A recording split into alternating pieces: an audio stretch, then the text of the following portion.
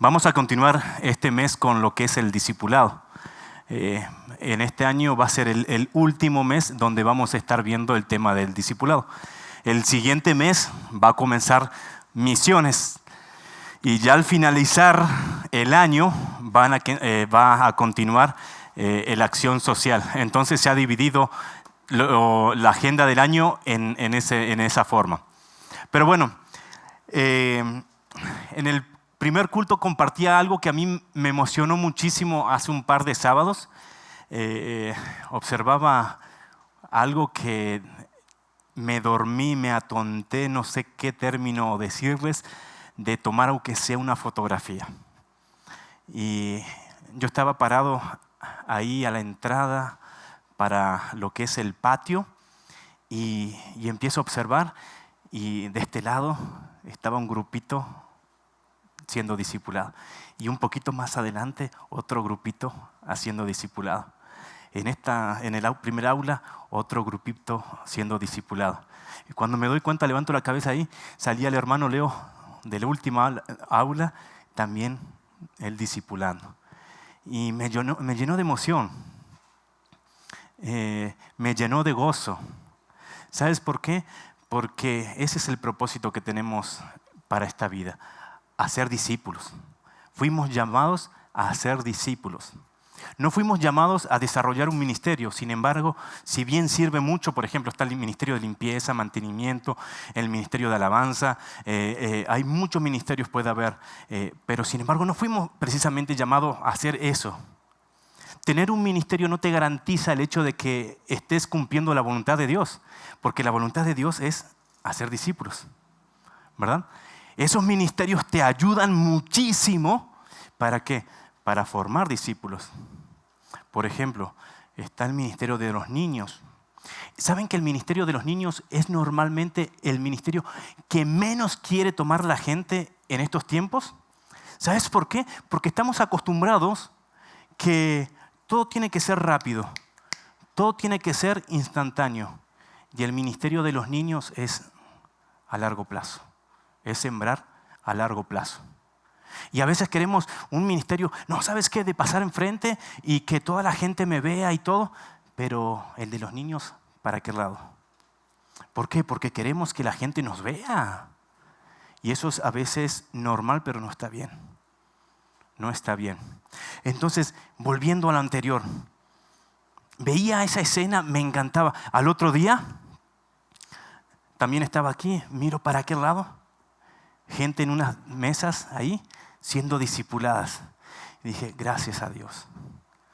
Gracias a Dios porque la iglesia bíblica familiar, ¿sí?, quiere entrarle a los trancazos del discipulado.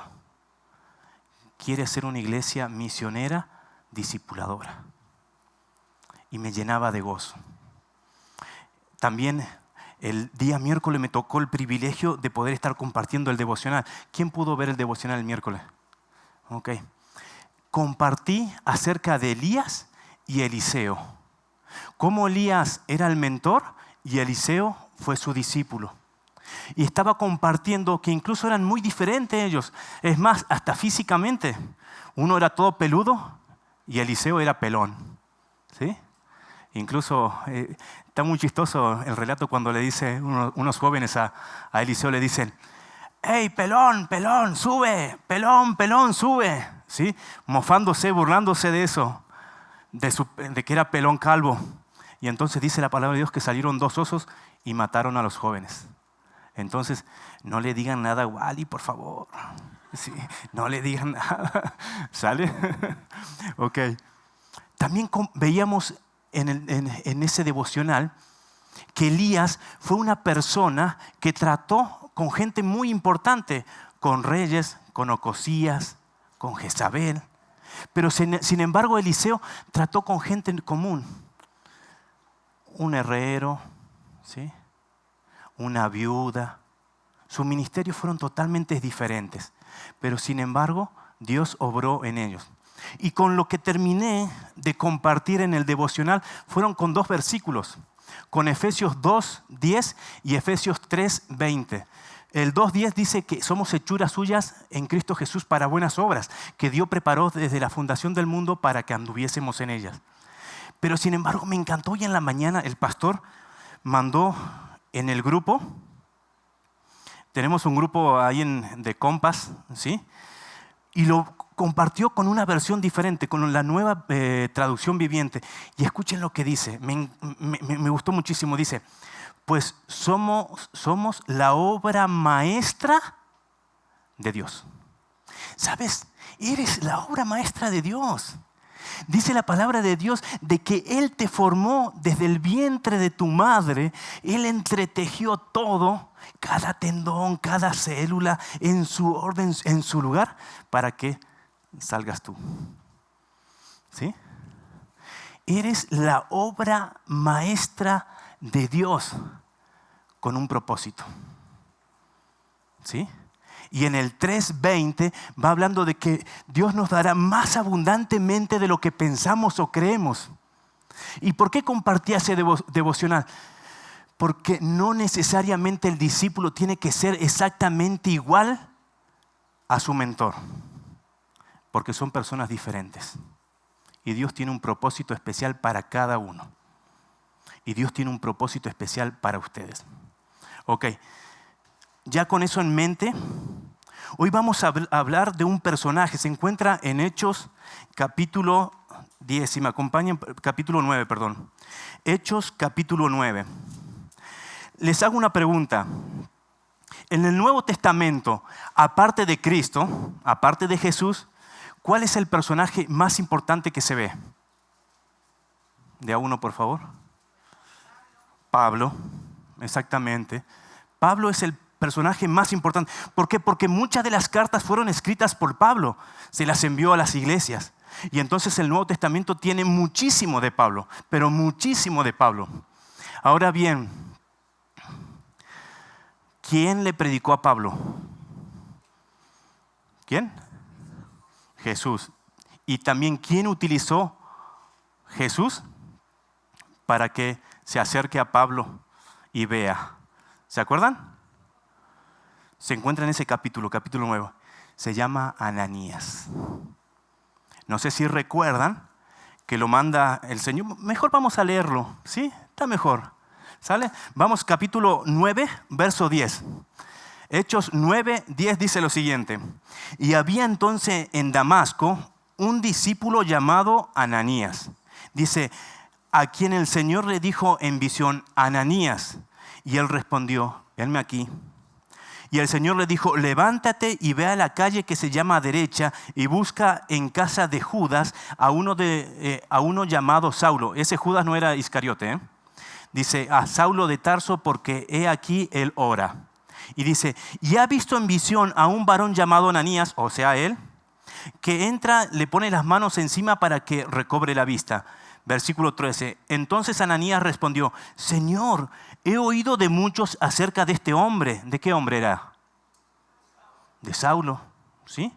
Dice, ¿cuántos males ha hecho a tus santos en Jerusalén? Y aún aquí tiene autoridad de los principales sacerdotes para prender a todos los que invocaran tu nombre. Y el Señor le dijo, ve, porque instrumento escogido me es este para llevar a mi nombre en presencia de los gentiles, de reyes y de los hijos de Israel, porque yo le mostraré cuánto le es necesario padecer por mi nombre. Verso 17.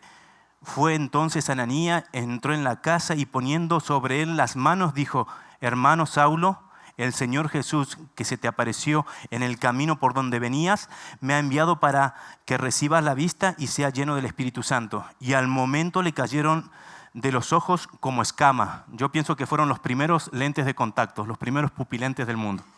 ¿Sí? Y dice, y al momento le cayeron de los ojos como escama y recibió al instante la vista y levantando fue bautizado. ¿Sí? Ananías. ¿Sabes que Ananías después de aquí ya no se vuelve a mencionar? Y aquí ya podemos ver y empezar a ver de lo que vamos a hablar. Vamos a hablar de lo que es el discipulado y cómo un discípulo puede cumplir la voluntad de Dios. Vemos a dos personajes, uno muy importante y el otro muy olvidado. Pero el muy olvidado fue utilizado, ¿para qué? Para con Pablo. Y este muy olvidado hoy nos va a enseñar 4 formas o 4 requisitos para ser un discípulo y cumplir la voluntad de Dios. ¿Sí? Y el primer requisito lo vamos a encontrar precisamente en el versículo 10. Dice, él escuchaba a Dios. Ananías escuchaba a Dios. Mira, dice, había entonces en Damasco, ¿qué dice? ¿Un qué? ¿Un qué?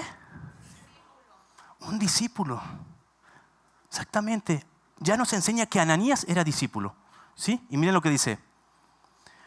Dice, a quien el Señor dijo en visión. O sea que Ananías escuchaba. ¿Escuchaba a quién? A Dios. El primer requisito para ser un buen discípulo es escuchar a Dios. En Hebreos va hablando la palabra de Dios y nos va diciendo que en la antigüedad Dios habló de muchas formas y de muchas maneras. Y luego con Cristo. Pero fíjense, les voy a leer otro pasaje, ¿sí? Dice en segunda de Pedro, dice, segunda de Pedro 1:20, dice, entendiendo primero esto, que ningún profeta de las Escrituras ninguna profecía de las Escrituras es de interpretación privada, porque nunca la profecía fue traída por voluntad humana, dice, sino que los santos hombres de Dios hablaron siendo inspirados por el Espíritu Santo. Hay otro pasaje muy similar, se los voy a buscar también. Segunda de Timoteo 3:16, y esta es muy conocida, dice, toda la Escritura es inspirada por Dios y útil para enseñar, para redarguir, para corregir, para instruir en justicia, dice el objetivo, a fin de que el hombre de Dios sea perfecto, enteramente preparado para toda buena obra. Un buen discípulo escucha a Dios. En la antigüedad, por visiones, por revelaciones. En la actualidad, es a través de su palabra. Si tú lees Proverbios 1, y dice los proverbios de Salomón, y empieza a dar una descripción donde le da sagacidad al simple, donde se le da sabiduría, donde adquieres conocimiento, ¿sí? Ese es el objetivo, conocer a Dios. ¿Cómo? Escuchando su palabra. No podemos ser unos verdaderos discípulos si no invertimos tiempo en la palabra de Dios. Es increíble que a veces decimos, no, yo amo a Dios y quiero servirles. A Dios se le sirve conociéndole. Porque si no le conoces, ¿cómo vas a saber la voluntad de Dios? ¿A través de qué? A través de las Escrituras. Y esto lo enseña un personaje olvidado. ¿Sabes? Uno puede tener muchísimos ministerios. Puedes tener el ministerio de la música, del discipulado, de los niños, del servicio. Muchísimos ministerios.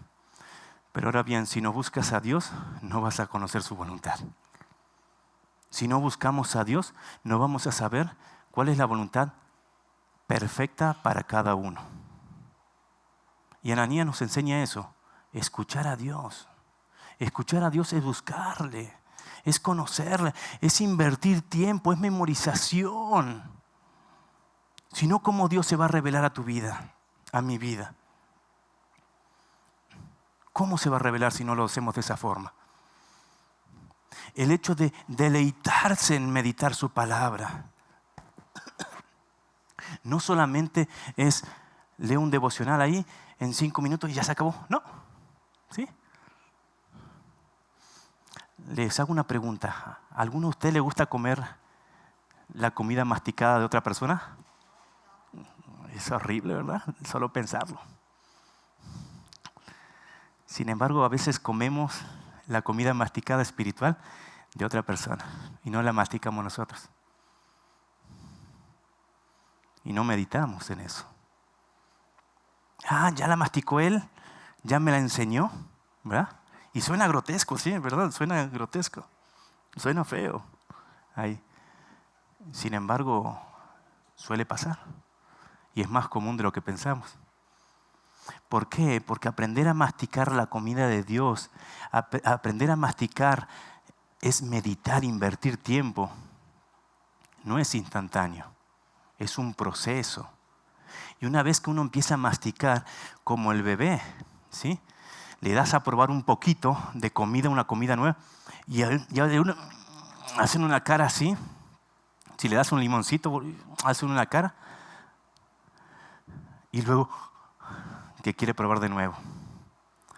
Y el bebé va conociendo los diferentes sabores, los diferentes matices y va creando sus propios gustos.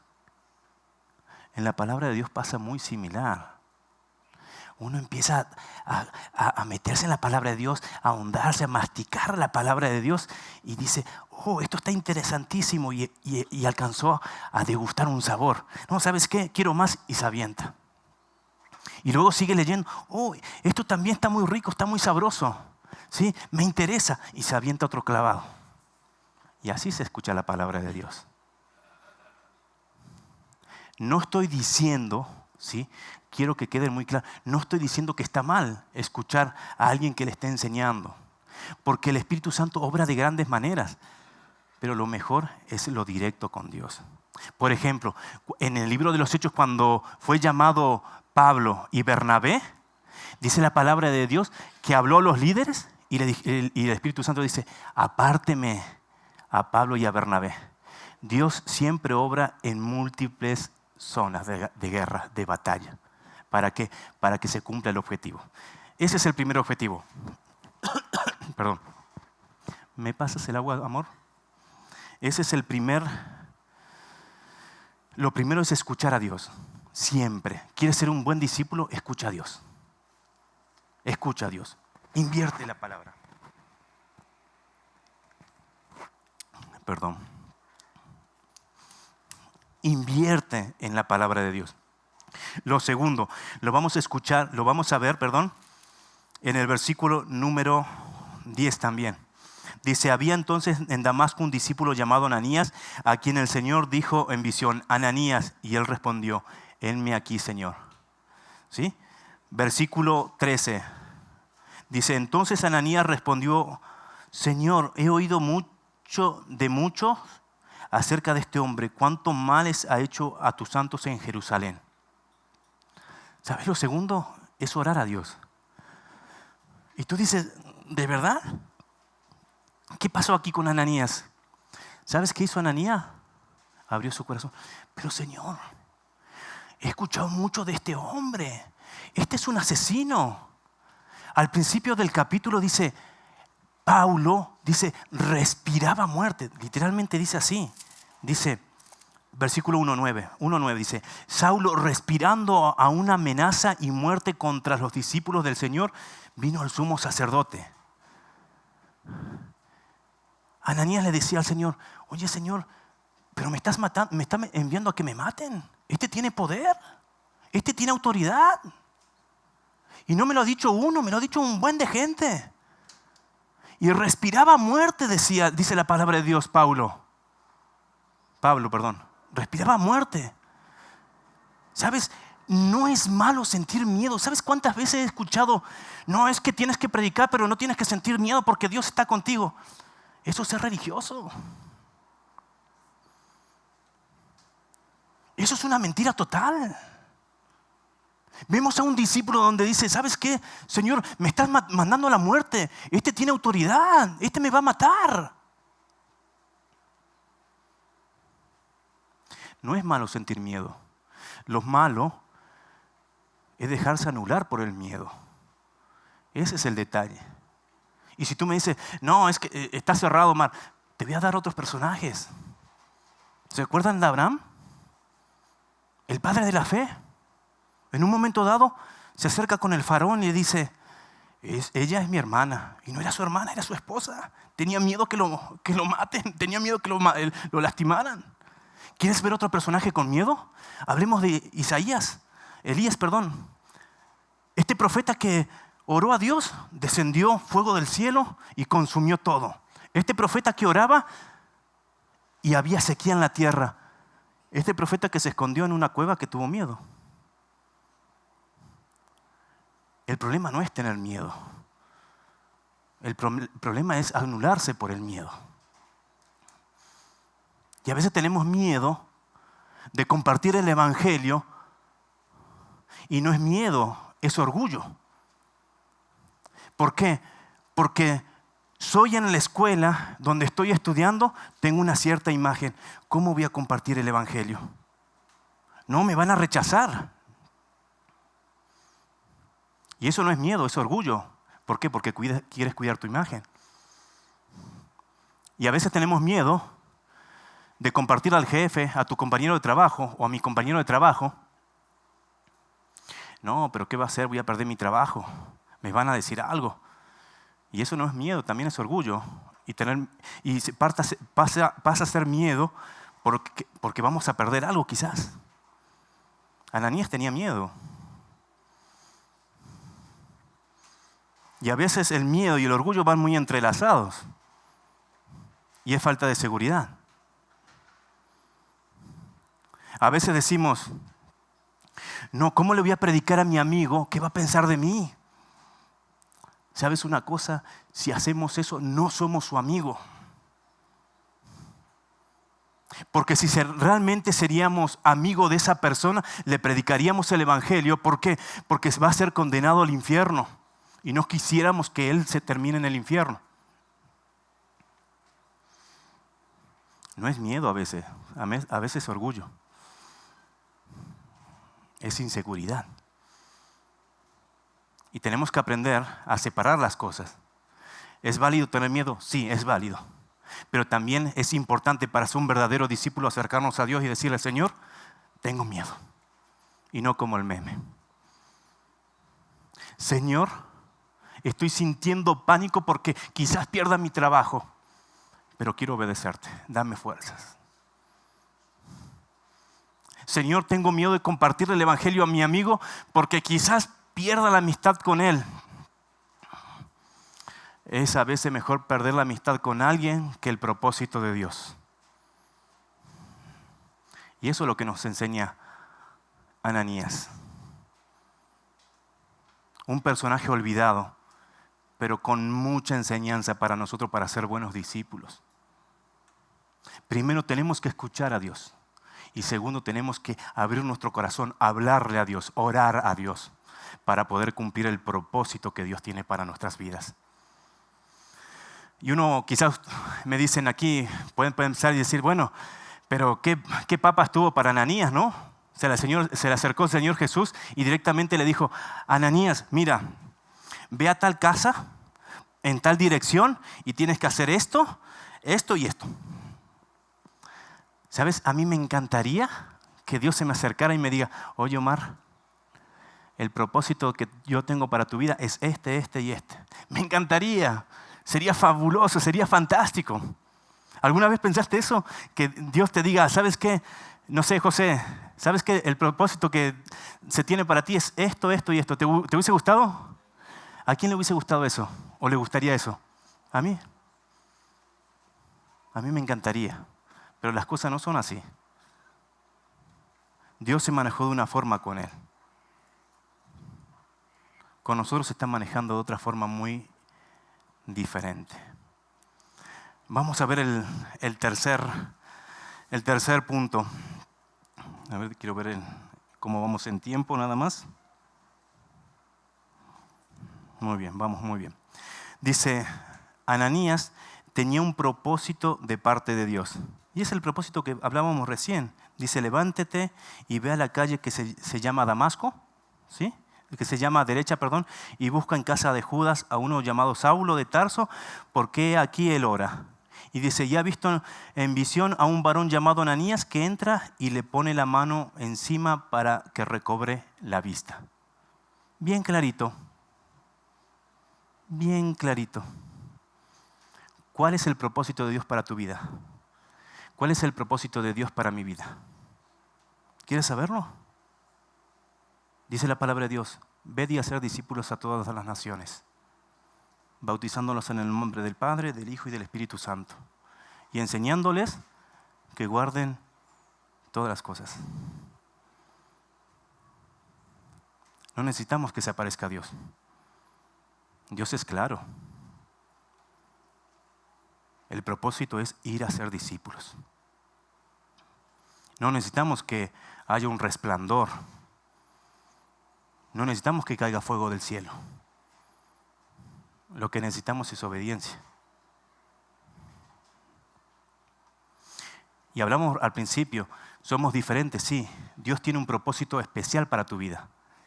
Pero el propósito general de la iglesia es ir y hacer discípulos. El propósito general de IBF es alcanzar hasta lo último de la tierra.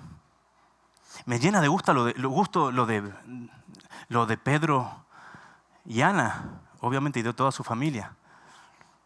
Ellos están empezando, ¿sabes qué? Nos falta dinero. Nos falta dinero, ok. Pues, Señor, aquí está nuestro corazón. Y ellos están abriendo su corazón porque están diciendo, el que respira muerte, ese es el que, porque no tengo dinero, es porque no tengo recursos. Pero Dios es el Dios de los recursos y Él tiene el control de todo. Hace poquito, no sé si les comentamos, pero van a venir unos pastores argentinos. Y me acerco al pastor Omar y le digo, oye, no tenemos ni un centavo. Y me dice, es lo que menos me preocupa. ¿Y saben que ya están los boletos? ¿Saben que ya están los temas para la conferencia misionera? ¿Saben que ya tienen el hospedaje? Y es más, para agregarle un poco más, hasta van a tener unos días de vacaciones. Y uno estaba pensando, ¿cómo vamos a comprar los boletos? Y hasta vacaciones van a tener. Porque Dios da más abundantemente de lo que pensamos y creemos. Pero siempre está la obediencia en medio. ¿Cómo ser un verdadero discípulo? Escuchando la palabra de Dios. ¿Cómo ser un verdadero discípulo? Orando a Dios, abriendo el corazón. ¿Cómo ser un verdadero discípulo? Es conociendo el propósito de Dios. Y nuestro propósito es ir y hacer discípulos. Y el cuarto punto es obediencia. Dice la palabra de Dios. Fue entonces Ananías en el versículo 17. Y entró en la casa y poniendo sobre él las manos, dijo, hermano Saulo, él obedeció. Podemos tener muy buena comunión con Dios. Podemos orar a Dios, incluso conocer el propósito de ir a ser discípulos. Pero si no lo hacemos, no obedecemos. Si no lo hacemos, no somos discípulos. Porque Dios busca discípulos, no busca ministerios. Dios no busca el hecho de que estemos aquí enfrente de un grupo de personas o allá afuera otro grupo de personas. Es importante entender una cosa. Me gusta en Timoteo cuando la palabra de Dios va hablando y dice, el que desea obispado, buena cosa desea. Y da una serie de requisitos. ¿Se acuerdan algún requisito? ¿Sí? ¿Se acuerdan alguno? Marido de una sola mujer. ¿Otro requisito se acuerdan?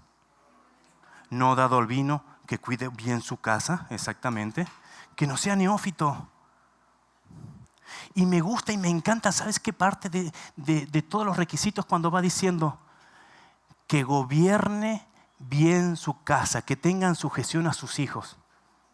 Y ¿sabes el término que aparece ahí para esa parte es que sea de inspiración?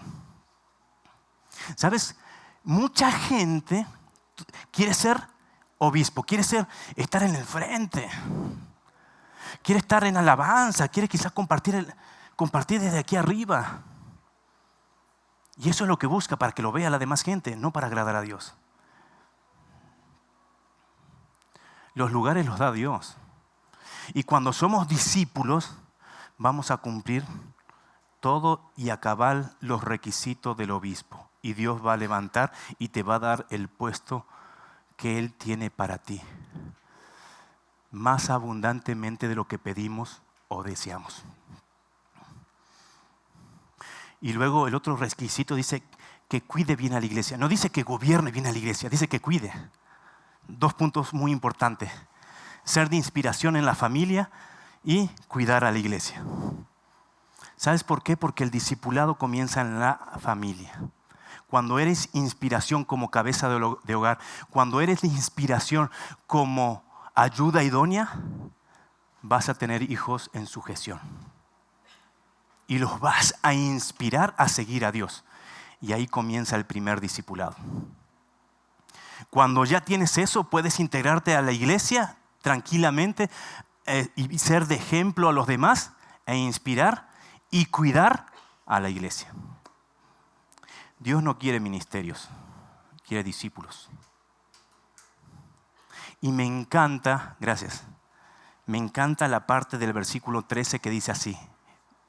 Miren, dice, entonces Ananías respondió, Señor, he oído de muchos, recalco, de muchos acerca de este hombre.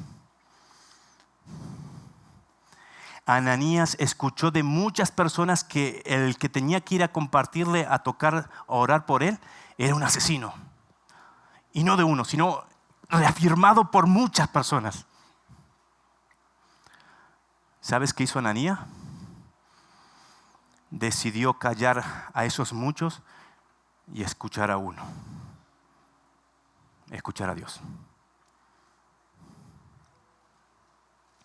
Porque Ananías entendía, a pesar de que no lo sabía él, algo muy importante, que la obra la hace Dios.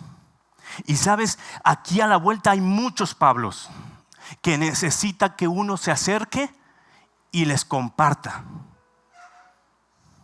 Y tenemos que dejar ese miedo completamente de lado, ese orgullo, para compartir y formar discípulos.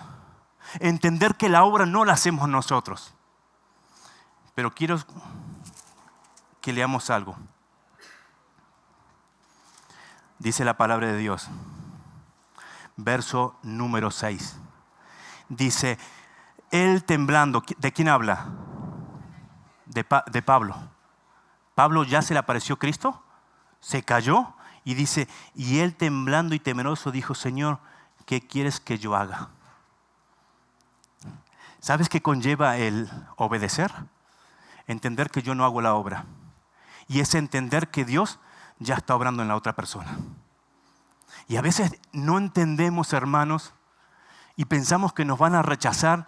Tenemos orgullo en nuestro corazón.